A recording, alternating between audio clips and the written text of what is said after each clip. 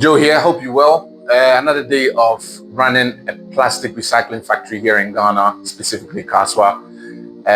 If you don't know my story is that obviously I'm a Ghanaian born in Ghana, lived in the eastern region. My mother took me to the UK, my brother and I to the UK at the age of 10. I was 10, my brother was like 14, whatever. So I've been living there for best parts of 30 years, over 30 years. And I always had aspirations to come back home and establish a business here in Ghana, and also be part of being able to also employ people, give people opportunities to make a living for themselves, which is really crucial because if people, Ghana, there's a huge high unemployment rate. So if I can be part of that solution in a very small way, it's definitely satisfying.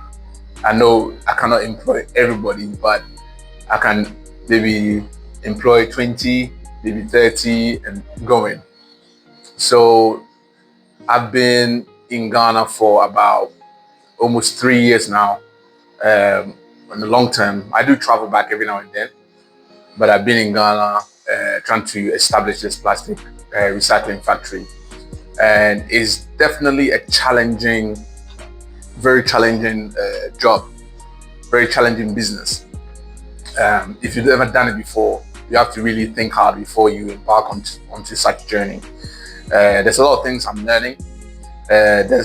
First of all, let me just be very clear. The purpose of this is to share the journey I'm going through building this plastic recycling factory. And the journey, I know it's not going to be rosy. It's not going to be all milk and honey. There's definitely going to be challenges. There's definitely going to be challenges. There are challenges. So I want to share all that with you. And to this video, I want to focus about some of the frustrations that I'm experiencing. And knowing what I now know, maybe I would have done things differently or prioritized certain businesses. So running a plastic recycling factory is extremely challenging. You know, there's been moments of darkness where you doubt yourself. Is this really going to work? You know, you have a lot of people disappointing you, whether it's, you know, you're waiting for electrician to come and fix a job or the engineer to come and do a particular job that let you down. You're looking, you know, you need a carpenter, you need a welder, you need, you know, so many people that their skills and experience are involved in building the whole thing into as a whole. So you need to rely on a lot of people to make things happen. And sometimes you get let down, you know, or sometimes you get cheated, right?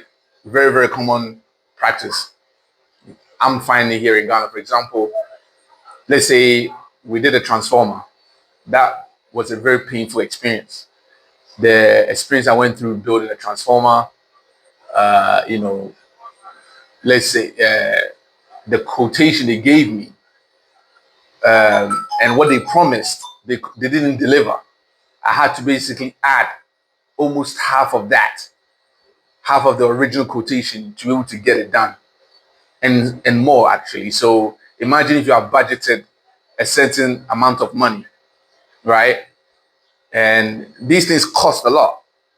So if you're not ready to start a factory, you know, if you are not ready to be really hands-on, like right now, I'm mostly on site.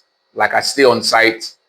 I don't go home. I'm here because if I'm not around, there's a lot of things that will be mismanaged.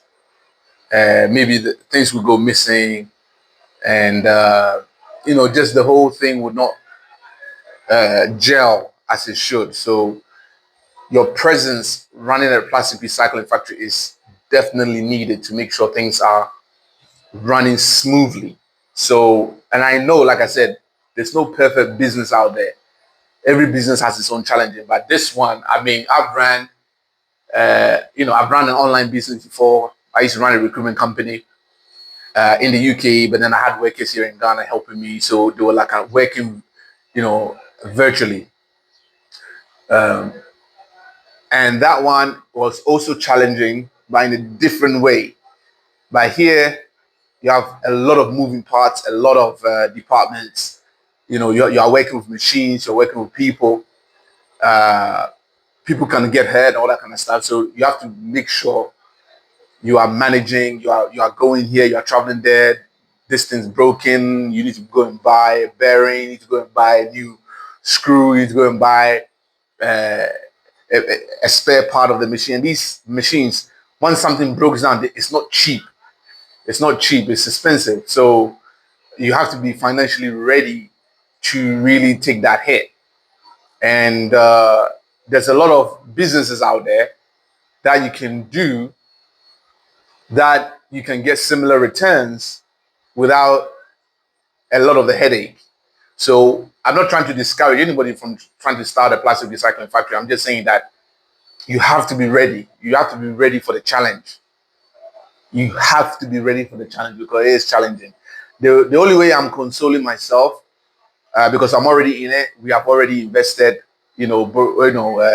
some of most of my investments and also other investors. So I'm already skin deep, right?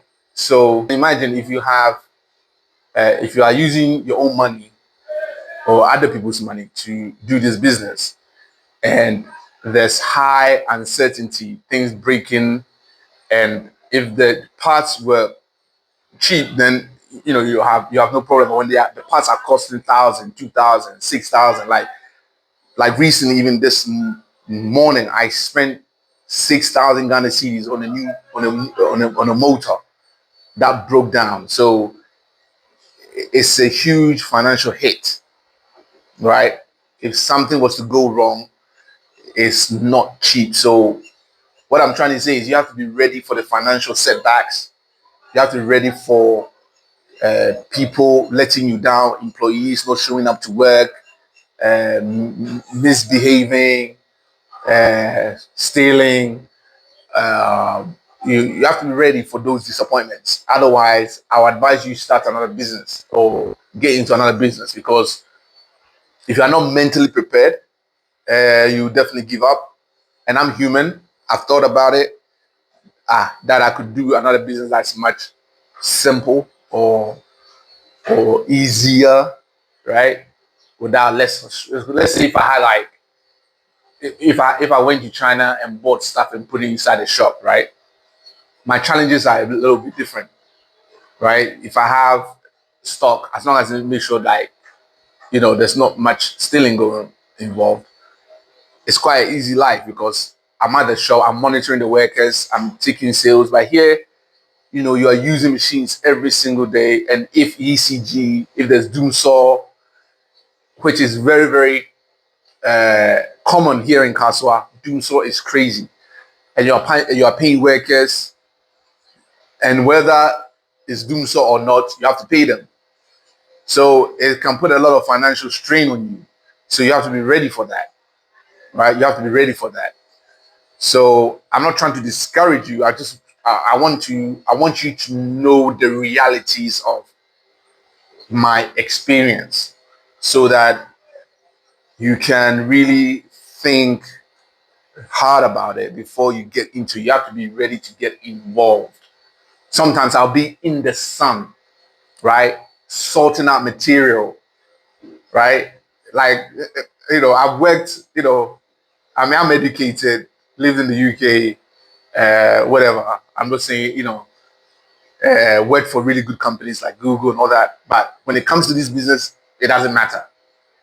You have to be ready to get your hands dirty, to be in the sun, sorting out material, right? If you are not ready for that, then don't even go there, right? So how I am consoling myself is that if I can make this business work, then I can make any other business work.